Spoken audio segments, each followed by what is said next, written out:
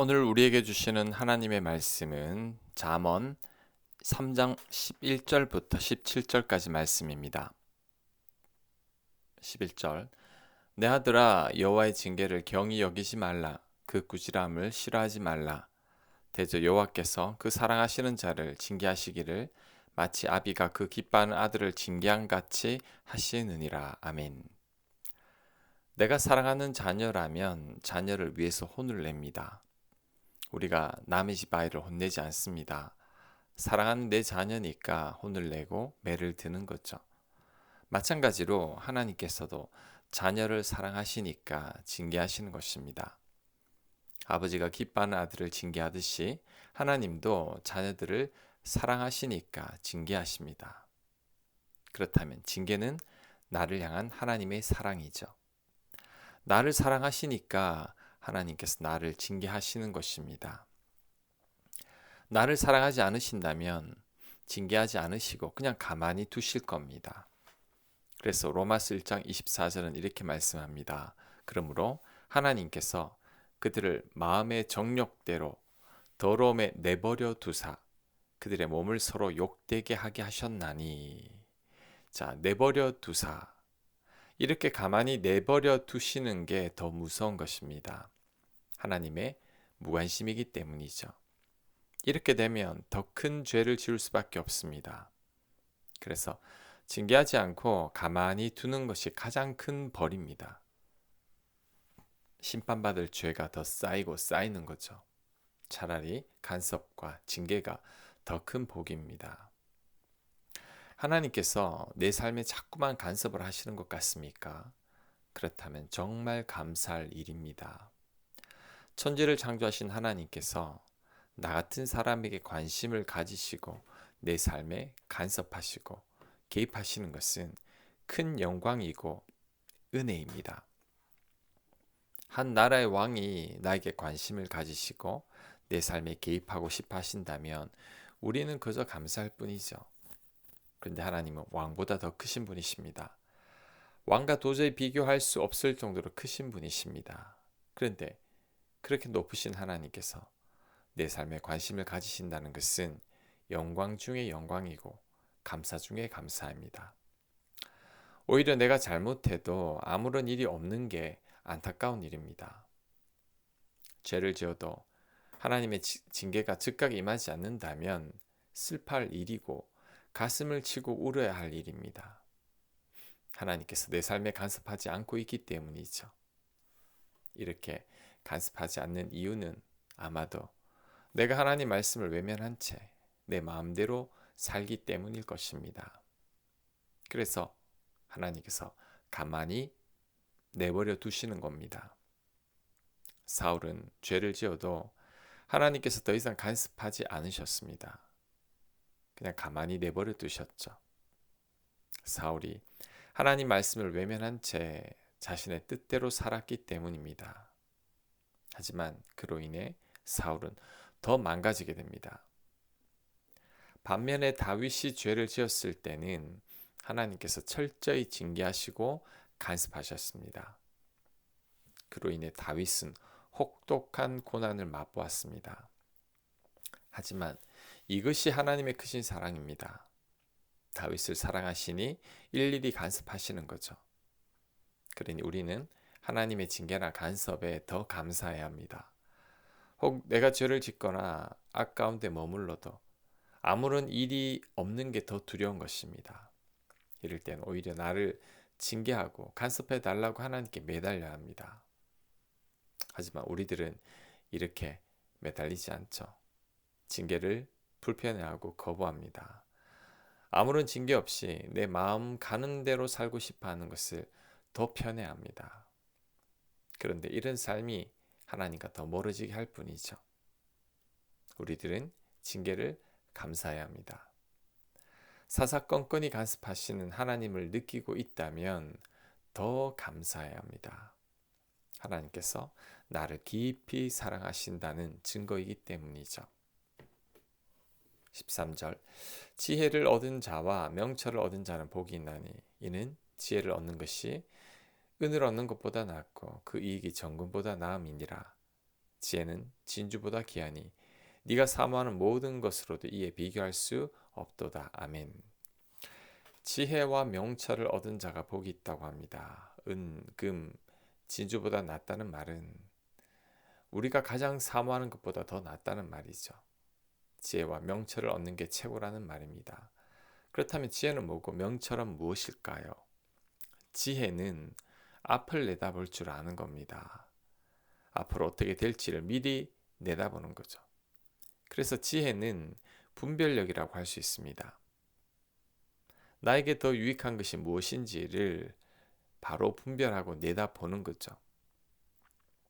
또한 명철은 남들이 보지 못하는 것을 보는 겁니다. 총명하고 이치에 밝은 거죠. 예리한 통찰력이라고 할 수 있습니다. 그래서 지혜와 명철을 소유하게 되면 남들이 보지 못하는 것을 볼 수 있고 앞으로 어떻게 될지를 미리 내다볼 수 있습니다. 사물을 꿰뚫어 보는 안목과 식견을 가진 거죠.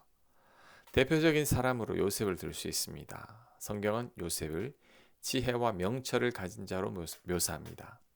창세기 41장 39절 요셉에게 이르되 하나님이 이 모든 것을 너에게 보이셨으니 너와 같이 명철하고 지혜 있는 자가 없도다. 바로 왕이 요셉을 명철하고 지혜로운 자라고 말합니다. 왜 명철하다고 말했느냐 하면 남들은 전혀 해석하지 못했던 바로의 꿈을 해석했습니다. 남들이 보지 못하는 것을 본 거죠. 이게 명철입니다. 또한 요셉이 지혜로운 것은 꿈을 통해 다가올 미래를 내다봤습니다. 바로의 꿈 안으로도 7년 풍년과 7년 흉년을 미리 내다본 거죠. 이게 바로 지혜입니다. 이 지혜를 하나님께서 주신 거죠. 그리고 앞으로 흉년을 어떻게 대비해야 할지를 왕의 꿈을 해석하면서 바로 그 자리에서 얘기합니다. 7년 동안 곡식을 저장해서 7년 흉년을 대비하라고 하는데 이것이 명철이고 지혜이죠. 총명하고 사리가 밝아서 어떻게 대처해야 할지를 이미 잘 알고 있는 겁니다. 우리도 이런 지혜와 명철을 소유해야 합니다. 그렇다면 어떻게 하면 이런 지혜와 명철을 소유할 수 있을까요? 여호와를 경외하는 것이 지혜와 명철의 근본입니다. 그리고 여호와를 아는 것이 지혜와 명철입니다. 잠언 9장 10절입니다.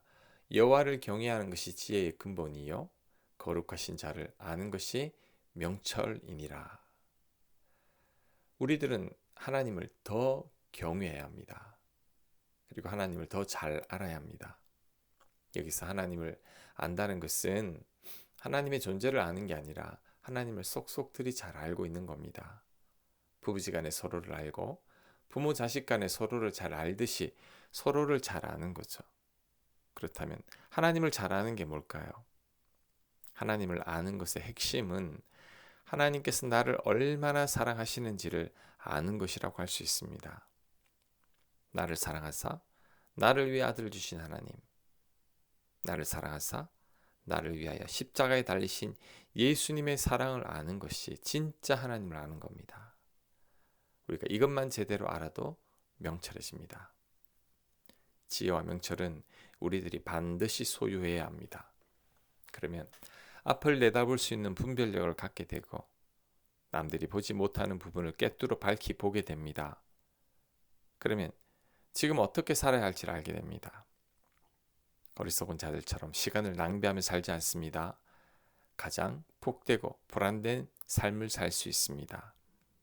그래서 이어지는 구절에서는 지혜롭고 명철한 자의 복에 대해서 설명합니다. 16절 그의 오른손에는 장수가 있고 그의 왼손에는 부귀가 있나니 그 길은 즐거운 길이요 그의 지름길은 다 평강이니라. 지혜롭고 명철한 자에게 장수가 있는 이유는 지혜롭고 명철한 자들이 어떤 게 몸에 유익한지를 잘 알기 때문이죠. 그래서 내 수명을 단축시키는 행동을 하지 않습니다. 부귀가 있는 이유도 앞을 내다보고 그에 맞게 대처하기 때문이죠. 쉽게 말하면 투자할 가치가 있는 것에 투자합니다. 쓸데없는 욕심 부리지 않습니다. 그러니 구할 수밖에 없죠. 또한 두려움도 없습니다. 24절 네가 누울 때 두려워하지 아니하겠고 네가 누운즉 네 잠이 달리로다. 너는 갑작스러운 두려움도 악인에게 닥치는 멸망도 두려워하지 말라. 자, 지혜와 명철을 가진 자는 두렵지 않고 잠을 달게 잔다고 합니다. 갑작스러운 두려움도 임하지 않는다고 합니다. 왜 그럴까요? 늘 당당하니까 그렇죠. 맞은 사람은 발 뻗고 자지만 때린 사람은 발 뻗고 자지 못한다고 합니다. 그 이유는 꺼리낄 것이 없기 때문이죠. 지은 죄가 없고 부끄러울 게 없으니 평안한 거죠. 게다가 괜한 욕심을 내지 않습니다.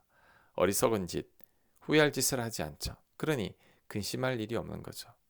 그래서 두 발 뻗고 잘 자는 겁니다. 두려워할 일도 없는 거죠. 지혜와 명철을 꼭 소유하길 바랍니다. 그래서 두려워할 일이 없길 바랍니다. 늘 평안해서 깊은 단잠을 자게 되기를 바랍니다. 아멘. 묵상과 적용 질문입니다.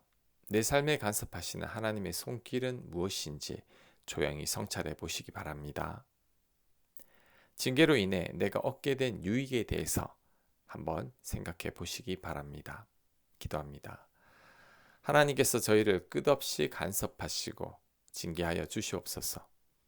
하나님께서 의도하신 바대로 저희를 양육하여 주시옵소서. 예수님 이름으로 기도합니다. 아멘.